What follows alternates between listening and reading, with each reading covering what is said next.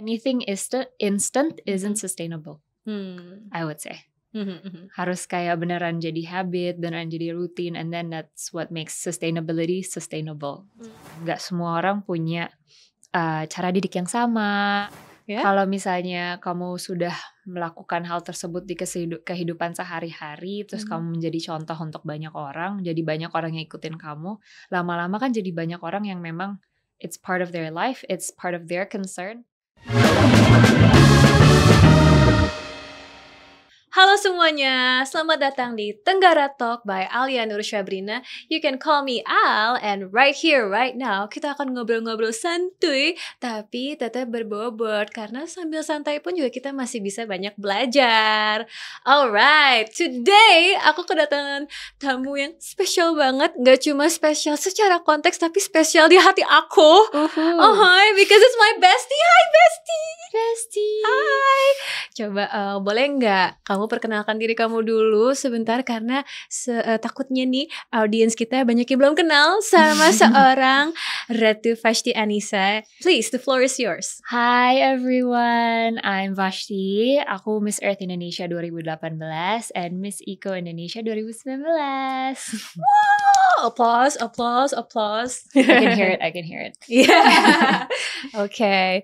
Aku senang banget bisa akhirnya ngobrol di Tenggara Talk bareng Vashti, because I know you have a lot to say and you care a lot about the environment. Kamu banyak banget berkontribusi secara isu-isu sosial gitu, dan inilah chance untuk kamu sharing lebih banyak dan semoga bisa bantu lebih banyak orang ya. Thank you for the opportunity.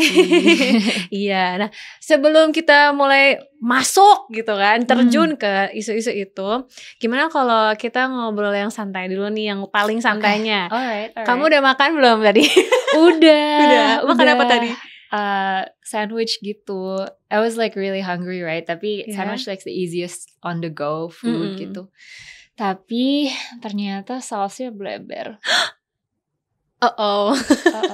Tapi nggak jatuh-jatuh ke baju gitu kan? Jatuh-jatuh ke baju. No.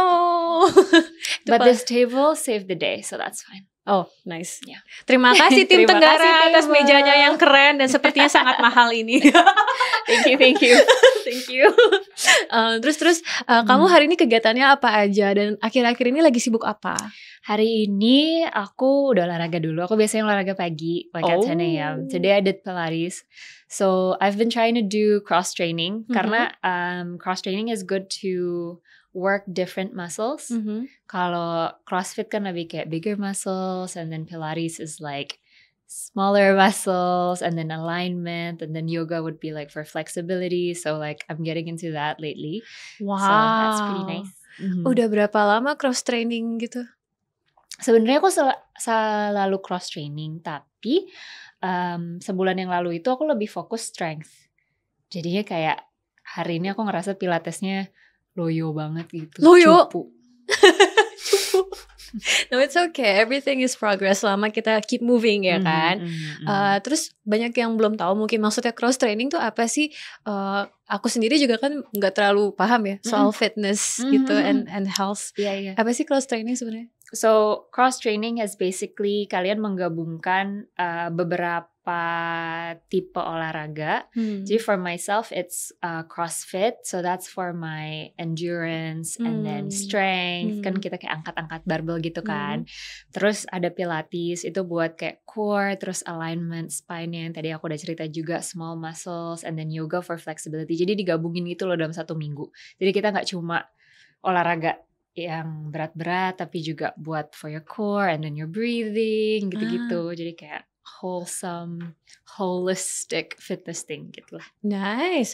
Oh berarti beda approach-nya sama orang-orang yang mungkin sangat aktif di olahraganya tuh cuma satu doang, misalkan cuma basket doang atau cuma ke gym doang pakai alat-alat di gym, itu beda ya. Dan ini do you think it's better to do cross training daripada yang satu spesifik kayak gitu?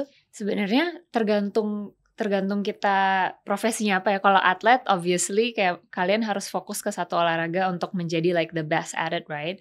Tapi for like normal people like me, you know, kayak it's really good to work your different muscles. Kalau misalnya kamu memang suka banget CrossFit, misalnya kalau aku, at least ada 1 hari yang kamu yoga gitu, jadi nggak terlalu stiff badannya gitu. I read that it's actually better for your body to train different things. Oh iya. Aku juga pernah baca artikel ya, aku nggak tahu ya ini benar atau enggak karena aku juga nggak ahli, tapi aku pernah baca nih di artikelnya kalau badan tuh bisa bosen juga kayak ototnya itu tuh kayak udah terbiasa melakukan hal-hal tertentu, jadinya butuh variasi kan. So I guess that's probably why cross training is cool. Alright. Tadi kamu sempat bilang kamu orang biasa. Menurut aku tuh kamu bukan orang biasa loh. Kamu Miss Earth Indonesia. Yang ngomong Miss Indonesia. Slay. Anyway, nah setelah 5 tahun ini sebagai Miss Earth kan title-nya kan nggak pernah bisa diubah kan. You're still gonna be Miss Earth forever. Nah, apa sih isu lingkungan specifically yang kamu peduli banget dan kamu masih terus-terusan sharing tentang isu spesifik tersebut? So, saat kita kepilih juga sebenarnya kita harus memilih satu isu lingkungan yang kita mau fokus. Karena it's impossible for one person to talk about all the issues karena banyak banget kan isu lingkungan. Dan dari dulu aku memilih sustainability just because I would say ketika aku memberikan like a talk or a seminar, siapapun yang mendengarkan aku bisa langsung mengaplikasikan tips-tipsnya itu ke hidupnya like the next day. Beda kayak kalau misalnya aku ngomongin kebakaran hutan, itu mungkin mereka kurang bisa relate. Specifically if they're Jakartans ya. Kalau misalnya aku ngomong di mungkin orang-orang di Kalimantan, mungkin mereka akan lebih relate. Jadi aku dari dulu memang sustainability gitu sih. Sampai sekarang pun aku masih sering diundang untuk berbicara soal topik ini. Nice, ya. Jadi di keberlanjutan ya. Ya. Kalau gitu aku lihat juga kan dia audiens kita kan nggak selalu ngikutin dan menerapkan apa yang kita suarakan ya. Jadi kira-kira strategi kamu yang selama ini tuh efektif nih untuk bikin audiens kamu melakukan hal yang sama seperti kamu gitu untuk menginfluence mereka to do something better for sustainability itu apa? So I realized and also like I read in some books juga kalau inherently humans are very selfish. Jadi kalau misalnya mereka tidak merasa ini berdampak pada hidup mereka personally, they won't do anything. Atau kayak masih ngawang gitu kan, it's still like 10 years from now, masih kayak my grandkids gitu. Jadi mereka tidak akan melakukan hal-hal yang mungkin disuggest untuk isu lingkungan ini. Kalau mereka ngerasa itu tidak ada efeknya kepada mereka. And that's why I always tell them to think about the issue that matters to you. Karena isu lingkungan kan bukan hanya soal polusi atau kayak energi terbarukan, tapi juga misalnya kalau aku ngomongin soal sustainability, aku nanya misalnya kamu peduli nggak kamu punya uang atau enggak gitu. Soalnya kalau misalnya kita ngomongin tumbler gitu, itu udah bisa ngehemat at least like 10,000 a day if you bring your own tumbler kan. Soalnya misalnya botol minum yang sekali pakai itu air mineral. Kalau nggak salah itu 5.000 deh. Sekarang aku udah nggak pernah beli lagi, jadi aku nggak pernah inget sih sekarang berapa. Tapi kalau 5.000, tergantung mereknya nih, ada yang cuma 2.000-an, ada yang bisa sampai 50.000, ada. Oh iya benar. Benar. Ada. Kita ambil aja misalnya 5.000 lah ya. Iya. 5.000. Dua kali belilah 500 ml 1 liter lah sehari, lumayan lah ya minum 1 liter. Sehat, harus tetap sehat guys. Minum air putih. Itu 10.000 lah sehari, 10.000 kali 7, 70.000. 70.000 kali 4 berapa tuh? 80.000 a month. Itu kalau misalnya ditabung di reksadana aja. Iya benar juga ya kan? Iya. Jadi aku bilang kalau misalnya kamu peduli soal personal finance, dan sebenarnya kamu juga harus peduli tentang isu lingkungan. Kalau kamu peduli soal kesehatan ya obviously kamu juga harus peduli soal lingkungan, karena polusi for your lungs or like microplastic for your body gitu. Jadi sebenarnya isu lingkungan itu bisa banget dimasukin ke personal life kamu, dan itu yang orang-orang gak lihat. Oke, jadi strategi kamu gitu ya, kamu ceritanya tuh dengan hook yang bikin mereka nyantolnya tuh mikir, duit gue nih, aduh ntar gue boros nih kalau gue beli-beli mulu, ntar gue gak punya duit gitu ya. Sebenarnya aku harus ngobrol dulu sama mereka, kayak apa sih isu yang penting buat mereka, what cause is important for them, dan dari situ baru bisa masuk gitu. I see. Big brain energy, slay. So you need to really know the audience dulu ya, kayak si orang-orang anak-anak muda ini nih yang kamu lagi pengen ajak untuk lebih partisipatif dalam sustainability tuh kayaknya pengennya apa dan what matters most to them. Iya benar. Oke, dan selanjutnya tantangannya apa nih? Challenge-nya apa? Sebenarnya kalau misalnya kita tarik ulang lagi sih, karena mereka nggak lihat bahwa ini efeknya besar dalam hidup mereka, and there's like a shift in mindset juga on like how they can apply it on their daily lives. Aku kan suka banget baca buku ya, and then one of my favorite books itu Atomic Habits by James I know that Clear. book. It's like the best book ever, and I kept telling them untuk mengubah hidup kalian untuk menjadi ramah lingkungan tuh sebenarnya nggak usah yang susah-susah dulu. The book also tells me about like how kalau misalnya mau bikin good habits, kita harus mulai dari yang segampang mungkin gitu, yang kita nggak pusing. Misalnya bawa tas belanja, masukin aja di tas, and you're like you forget about it anyway. Terus kayak matiin keran pas lagi sikat gigi. It's like gampang banget kan. And then just choose 3 things and maybe just like matiin lampu yang gak dipakai. Just those 3 things and do it for like 2-3 weeks and then it becomes your routine. Baru abis itu tambah lagi 1 gitu. Banyak orang yang berpikir untuk mengubah cara hidup mereka tuh susah banget. Padahal dimulai yang dari gampang, yang gampang aja tuh udah oke.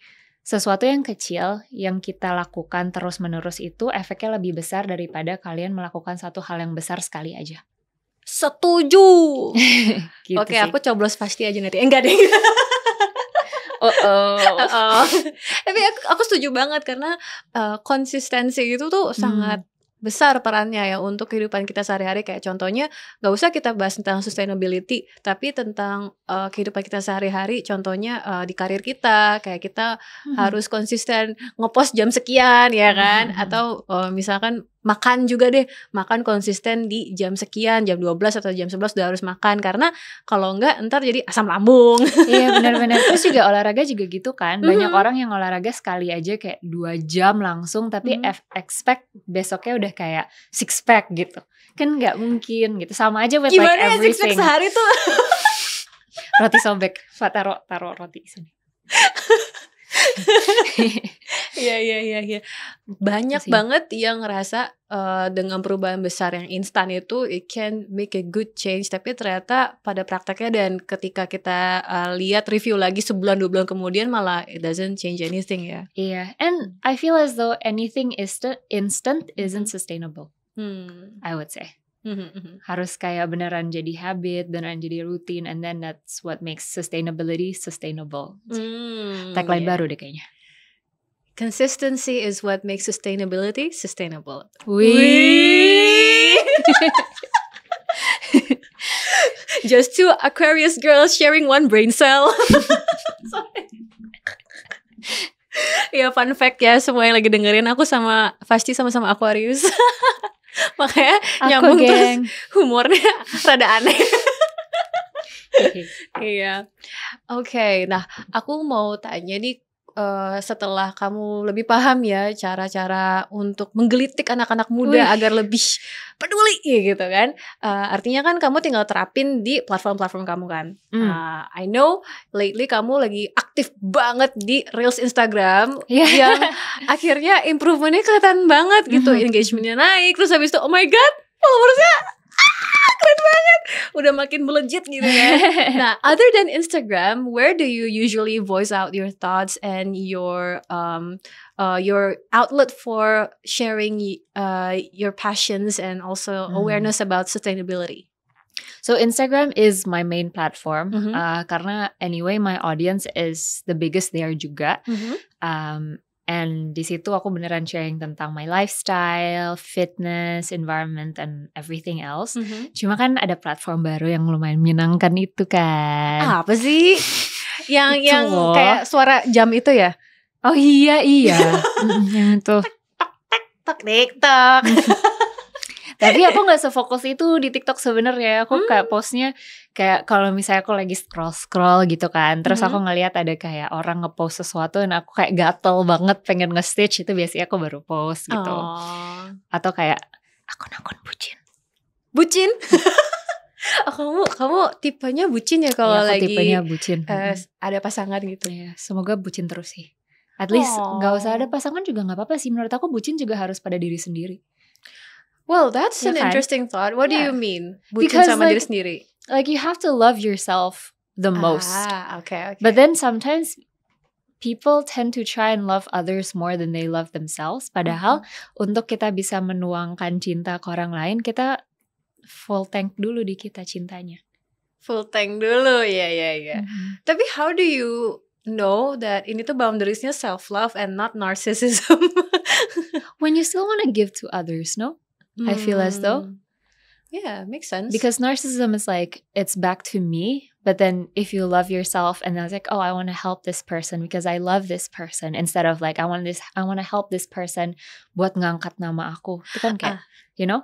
Itu sentil nih. Yeah, right? Yeah. That makes sense. I agree then.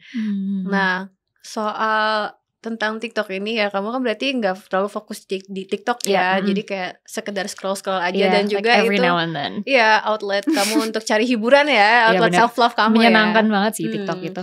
Tapi aku malah ngeliatnya justru kayak viewsnya tiba-tiba bisa meledak gitu di TikTok kamu, kayak kamu udah beberapa video yang jutaan views ya kalau nggak salah. Iya. Satu waktu itu tentang hipnotis sih, kayak aku hampir dihipnotis. Gimana itu ceritanya itu? Jadi aku lagi jalan-jalan. Singkat. Di sebuah mall, ya kan? Di sebuah mall di Jakarta Pusat. Terus tiba-tiba aku didatengin sama orang pakai bahasa Melayu gitu.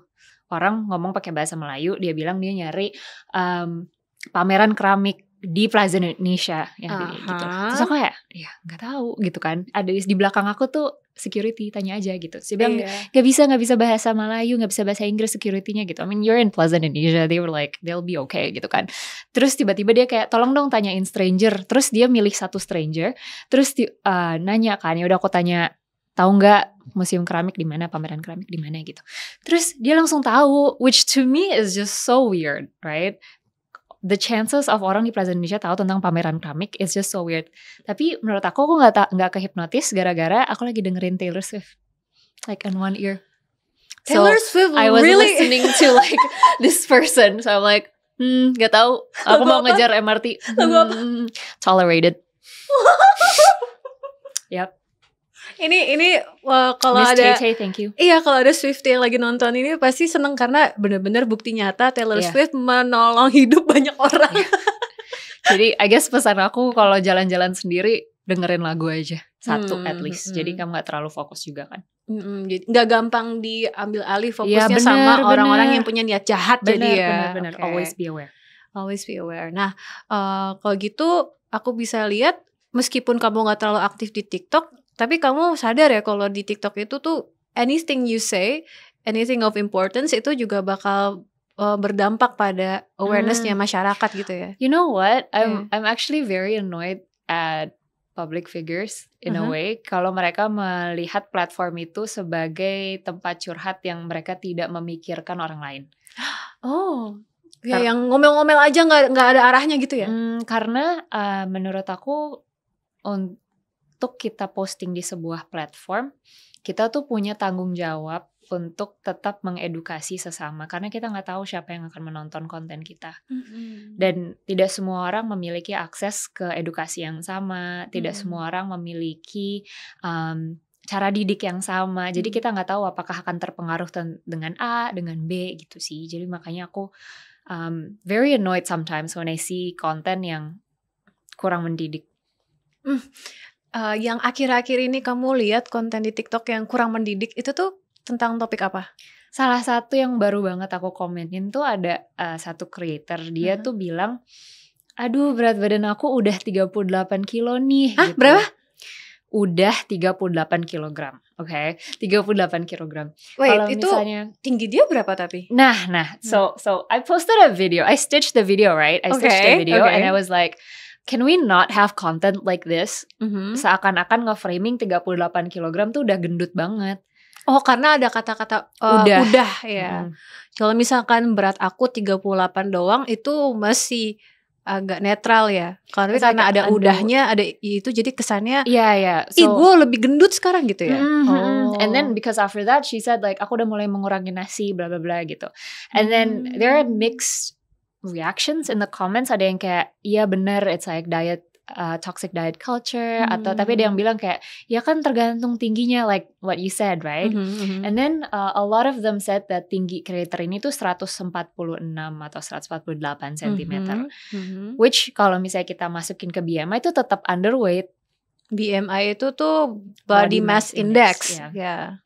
Tetap underweight. So to me like for someone to strive to be skinny and share it to people yang mungkin gak tahu, karena setelah aku baca komennya juga banyak yang gak ngerti bahwa kita tuh ada loh ideal weight yang seharusnya kita jaga agar badan kita tuh bisa berfungsi seharusnya gitu. Aku pernah melihat juga di artikel kalau sebenarnya para nutrisionis juga mereka tuh pro kontra sama penggunaan body mass index gitu. Karena itu seolah-olah bikin template jadi kayak robot semuanya harus dengan kategori berat sekian gitu-gitu ya. But I mean like kalau misalnya kita ngeliat Adera dia juga masuknya obese. Because muscle-nya berat banget kan kalau misalnya digunakan BMI. So I do see that point of view juga, tapi in a sense for again normal people. Normal people. we can sort of like okay lah, jadi jaga aja bahwa badan kita idealnya tuh bagusnya segini. Gitu sih I think. Iya, aku lumayan kaget juga 38. Aku udah lama gak mendengar berat badan orang tuh 38. Aku terakhir denger kayak mungkin SD. Sama kan. Iya, kayak misalnya lagi kelas olahraga kan dicek berat badannya berapa gitu. Kayak buat ngelihat tahu gitu mana berat yang ideal atau berat yang obesitas gitu-gitu kan pengetahuan waktu zaman SD gitu. Oh, berat kamu segini, oke. Terus sekarang udah usia sekarang ya kan 38. Maksudnya at least this person would be at least 17 gak sih untuk bisa posting di TikTok? Anak kecil sekarang bisa juga, tapi ya gitu dia ada restrictions-nya. Harusnya ada guidelines-nya kan menurut aku ya. For at least parents-nya tahu kalau misalnya anak SD, ya gak sih? I don't know, karena balik lagi kita kan nggak tahu ya dia nulis udah 38 itu tuh konteksnya adalah dia sedang nurunin berat badan atau dia naikin berat badan. Kayak itu dia nurunin ya. Soalnya abis itu dia kayak nulis dia kayak bilang dia ngurangin nasi, terus dia ngurangin makan ini makan itu gitu. Which to me shouldn't be like that. Waduh. Ya aduh. Gimana ini? Well, other than that content, tapi aku juga aware kok kalau toxic diet culture itu tuh masih sangat mengkhawatirkan ya. Gak cuma soal konten 38 kg itu, tapi di contohnya kita berdua kan suka K-pop. Kita juga ngelihat misalkan do the Jimin diet, do the IU diet, do the Wonyoung diet. Itu tuh juga mengkhawatirkan menurut aku. But what do you think about that? Kayak toxic diet culture yang berdasarkan dari info-info seputar selebriti itu, what do you think about that? We can't control the things that we can't control anyway, right? So mereka akan put out this information anyway. Mau creators, mau K-pop artists or like journalists, kayak mereka akan post anything they want gitu. I think the responsibility should be posed on the reader. Jadi be a smart reader in a sense. Kalau misalnya baca ini, mungkin kita harus cari tahu lagi backupannya apa. Because with the same 2 thumbs, we can find out more things and factual things to back up that thing sih. Cuma again yang aku bilang tadi, nggak semua orang punya cara didik yang sama atau akses ke edukasi yang sama. Jadi itu sih problem kita sekarang, I would say. Jadi selain media sosial ini kamu media sosial. Kalau bahasa Indonesia mah sosial media, bahasa Inggrisnya media social kebalik. Bahasa Indonesianya media sosial. Bahasa Inggrisnya social media. Ketukar-tukar mulu.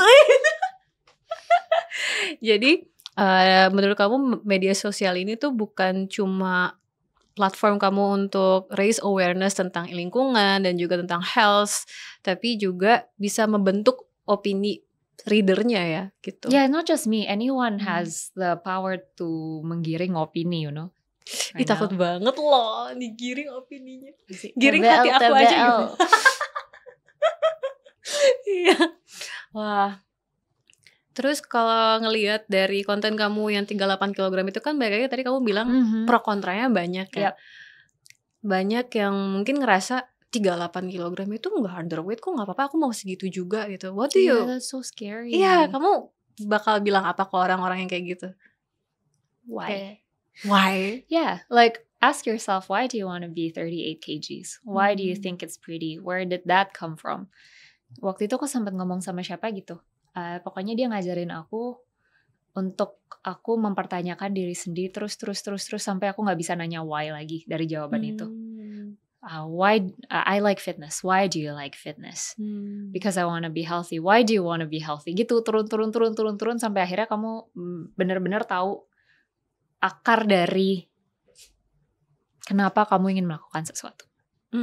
Gitu sih. Karena orang juga nggak mau dikasih tahu anyway, right? So like mereka harus merasa mereka datang dan ke konklusi itu karena diri dia sendiri dibanding kita kasih tahu. What if ternyata jawabannya mereka adalah karena aku pengen kelihatan kurus kayak idola-idola aku yang aku lihat di internet dan itu masih di bisa media ditanya sosial. why. Bisa tanya why lagi ya. Kenapa? Emang kenapa? Terus itu turunannya berarti beauty standards, no? Nah, okay, so what do you think about Indonesia's beauty standard? Menurut standar Indonesia, I don't think I'm pretty. Karena dulu aku juga sempat dibully karena aku tanned skin. Cause standard beauty di sini kan lebih kayak fair skin, pretty, hourglass figure, and I'm none of that. I'm pear-shaped, tan skin, big bones, so for that standards, I'm not beautiful. You're beautiful too. I think I'm beautiful too. Ya, slay, self-love. Itu namanya self-love. Self-bucin. Ya. Gitu sih. Jadi kalau misalkan memang ada orang ngelihat, oh ternyata banyak yang masih menganut toxic diet culture ini juga gara-gara terpengaruh sama beauty standard yang toxic juga dong. Tapi menurut aku kita udah banyak progress kok. Bahkan kayak dulu aku nggak bisa beli foundation dari brand lokal karena mereka somehow nggak ada buat kulit orang Indonesia yang kayak aku. Cuma sekarang shade-nya udah makin banyak. Terus juga kalau kita lihat cara mereka publikasi juga different sizes juga ditaruh di sana gitu loh. So I think we're progressing already. Tepuk tangan buat Indonesia. Tapi tetap aja work harder. Okay. Nah, ngomong-ngomong soal konten yang nyebelin tadi kan kita bahas tentang toxic diet culture. Nah, jujur banget nih, jujurly, honestly banget, aku juga sebel kalau ngeliat konten TikTok yang bahas tentang pemilu dan udah mengarah ke hoax. Iya, karena kayak contohnya black campaign atau kayak menjatuhkan kandidat tertentu segala macam. What do you think about that? I'm like a woman of honesty, right? Like that's one of my core values. So aku emang gak suka dengan all these hoaxes gitu sih. I would say like, why should you stoop that low to get what you want? It shows your values more than anything. Gitu sih. Iya, benar juga ya. Nah, terus kan kita kan udah lebih mendekati pemilu sekarang, jadi udah mulai ramai. Kayak udah hitungan bulan lagi gak sih? Iya sih, benar. Ya kan? Ya, kita udah second part of 2023 ya. Cepet ya. Perasaan berulang tahun. Cepet loh. Ya, tahun 2023 tuh tiba-tiba zut gitu. Iya ya, dan kan kita udah bahas tentang lingkungan ya, about sustainability, about the mindset of it, terus juga tentang kesehatan ya, basically. Menurut kamu untuk kandidat-kandidat yang udah maju nih sekarang untuk pemilu, dari mereka tuh ada yang pernah mendukung isu-isu tersebut nggak, yang kamu ngerasa kayak wah ini keren nih, aku notice nih gitu? For now, karena menurut aku noise-nya masih banyak banget, I haven't really made a lot of research on each candidate. And to be honest, aku masih sangat bucin sama Jokowi. Apakah aku harus move on tahun depan? Tapi ya kan gak bisa 3 periode. Gak bisa. Terima kasih Bapak Jokowi. Menurut aku Jokowi itu salah satu presiden terbaik kita sih. Dari aku lihat pandemi, dari negara-negara lain, menurut aku Indonesia adalah salah satu negara yang recovernya cukup cepat dan cukup baik. kalau kita lihat Amerika, misalnya mereka berantem soal mandatory vaccination, ya kan? Kayak, it's my right, it's my body, you know. Kalau di sini, menurut aku Bapak Jokowi sangat-sangat smart in a way, kayak ya udah nggak wajib, tapi kalau mau nge-mall, kalau mau naik pesawat, kalau mau naik ini ya vaksin gitu. Jadi mau nggak mau orang-orang tetap vaksin, tapi he frames it in a way kayak nggak wajib kok, kalau mau aja gitu. So I think it's pretty cool. I think us recovering from the pandemic pretty quickly makes him like, wow, I'm so glad he's our president right now. Gitu sih. Makasih Pak Jokowi. Wah, berarti kamu punya ekspektasi dan standar yang tinggi ya untuk the next president. I would say whoever becomes the next president, kayak susah banget sih untuk kayak, I don't know, bebannya kayak, oh Jokowi dulu bisa membawa negara kita bangun dari pandemi gitu. And then his task, whoever the president would be, kan bakal dari recovering post-COVID, right? Yeah, so that's pretty cool juga sih. I'm anticipating. Oke, berarti kan kalau tadi aku tanya kira-kira ada kandidat yang pernah terlibat di isu lingkungan atau kesehatan atau belum, itu kan kamu belum terlalu expert di situ ya. Tapi aku mau nanya deh, jadinya aku puter nih pertanyaannya. Jadi whoever that will be chosen as a president later, siapapun yang jadi presiden nanti, apa harapan kamu yang akan dia lakukan nanti nih, terapin untuk lingkungan dan juga kesehatan gitu. Kayak kamu berharap presidennya bakal melakukan kebijakan A, B, C, atau support A, B, C, kampanye A, B, C gitulah tentang sustainability contohnya. Apa sih, kayak gimana? Sebenarnya I think Indonesia sekarang udah ada di right track juga dengan kita mulai ada electric cars, and then kita mulai mau pergi ke biofuels, and then kita juga jadi chairman ASEAN juga kan, di mana juga fokusnya banyak ke sustainability. So for me, Indonesia is on the right track. Dan bagaimana nanti presiden selanjutnya bisa amplify what we're doing right now. Mungkin ada gagasan-gagasan baru yang beliau bisa berikan kepada Indonesia, tapi tidak melulu gagasan baru itu lebih baik dari yang udah ada juga anyway, right? Like bisa ada gagasan baru, tapi jangan lupakan progres-progres yang sudah dilakukan sekarang. Iya, setuju. Iya, karena aku juga notice gitu kalau misalkan udah ganti periode, kadang proyek-proyek yang dari lama, sebelumnya itu malah nggak dilanjutin, terus udah misalkan lagi ngebangun apa jadi setengah jadi, cuma kerangkanya doang. Bener. Ini? Iya, jangan gitu sampai sih. kayak gitu jangan ya. sampai yang sudah dilakukan malah dilupakan gitu. I would say. Kayak ngomong ke pacar ya. Oh, apakah ada curcol? Enggak. Tapi biasanya kayak punya surat cinta gitu loh ke presiden saya, nggak sih kayak gitu jadinya? Iya, I'm like a girl of love, I would say juga. Jadi segala sesuatu hal kalau landasannya cinta, menurut aku akan baik sih. Tapi kalau di politik kan untuk jadi presiden nggak juga cuma melakukan berdasarkan cinta, tapi berdasarkan power ya. Yeah, but like, wouldn't it be nice if it's landasannya cinta negara, cinta masyarakat, cinta bumi, you know? Dan kerasa itu kan cintanya kalau lagi kampanye, jangan bohong-bohong, jangan janji-janji doang. Aduh, oke. Berarti kamu lumayan antisipasi ya untuk kedepannya, misalkan lagi mereka nih debat capres gitu, untuk mereka bawa isu lingkungan, betulkah? Yeah. I mean it's a hot issue, literally. Dengan global warming, it's like literally hot. So I would expect them untuk mengangkat isu lingkungan juga sih, karena maksudnya Indonesia sekarang juga udah fokus ke situ. Makanya menurut, again, jangan tinggalkan proyek-proyek yang sudah dilakukan. Iya. Kamu ngomong hot issue, aku jadi keinget lagunya 4 Minute ya. Na hot issue. Hey. Yes. Nah, kalau misalkan akhirnya udah kepilih nih, dan dari kampanye udah ngomongin lingkungan, terus udah kepilih awal-awal tahun pertama oke, ngerjain lingkungan, tapi terus lupa nih, kejadian lupa ya kan. What should we as young people do about it? Gimana perannya anak muda di saat itu ketika akhirnya mereka lupa What do we do?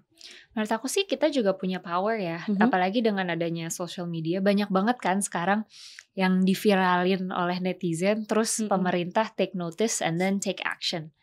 Banyak banget kan yang udah kayak gitu.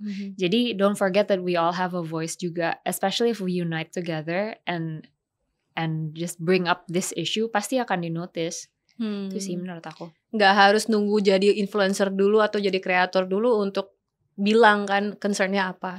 Satu orang tidak bisa melakukan apa-apa menurut aku. That's when we unite, that's when we're powerful. Ya, oke. Ih, keren banget sih temen gue nih. Oke, selain tentang kita berusaha untuk ngeviralin nih masalah-masalah yang belum dapat perhatian sama pemerintah, menurut kamu ada cara lain nggak yang bisa anak muda lakukan yang kira-kira efektif juga gitu? Just live it, I would say. Yeah? Kalau misalnya kamu sudah melakukan hal tersebut di kehidupan sehari-hari, terus kamu menjadi contoh untuk banyak orang, jadi banyak orang yang ikutin kamu, lama-lama kan jadi banyak orang yang memang it's part of their life, it's part of their concern. Sehingga mungkin dimulai dari Pak RT-nya ngeliat gitu, terus nanti Pak RT gitu loh, jangan langsung maunya massive, start small, little progress is still progress. Balik lagi ke yang waktu awal-awal kita bahas ya tentang konsistensi. Yep, konsistensi nggak juga kita harus gembar-gembor minta konsistensi dari pemerintah, tapi kita juga ngelakuin ya sehari-hari. Menurut aku sih kayak gitu juga. There is something that I always say to people kalau aku lagi seminar, itu aku bilang bahwa kita harus learn it, live it, and share it.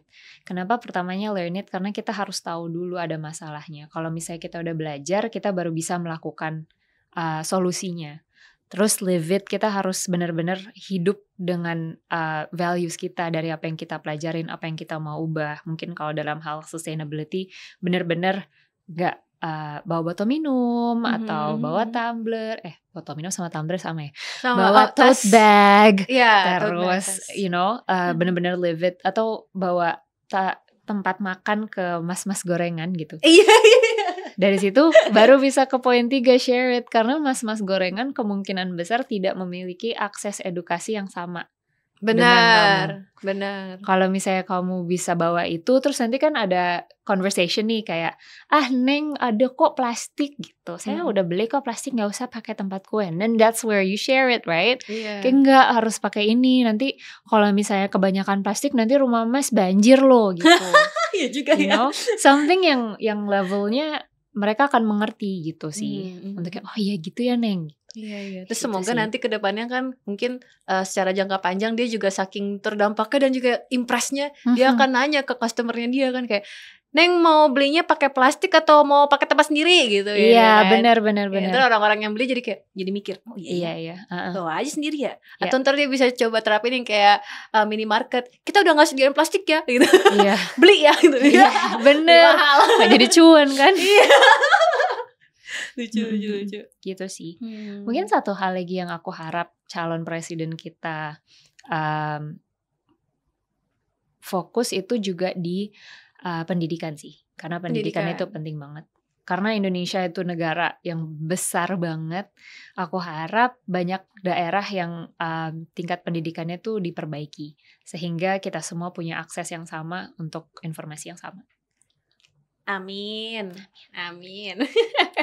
Oke deh kalau gitu, sepertinya kita udah membahas banyak banget nih yang seru ya hari ini. Oh my god, I'm so grateful udah ada kesempatan yang seru ini. Thank you banget Fasti. Nah sebelum aku tutup sesi Tenggara Talk episode ini, ada anything else yang kamu mau sampaikan? Mungkin kamu bisa promosiin kegiatan seru kamu yang akhir-akhir ini atau kegiatan mendatang. Anything?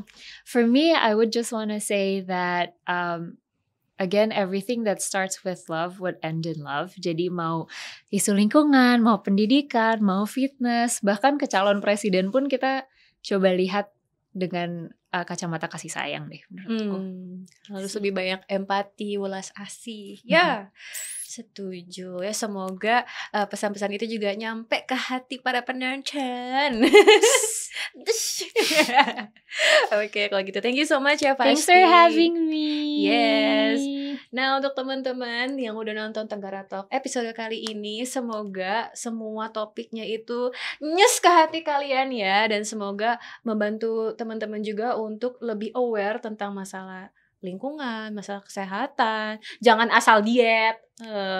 Ntar aku kasih bombastic side eye.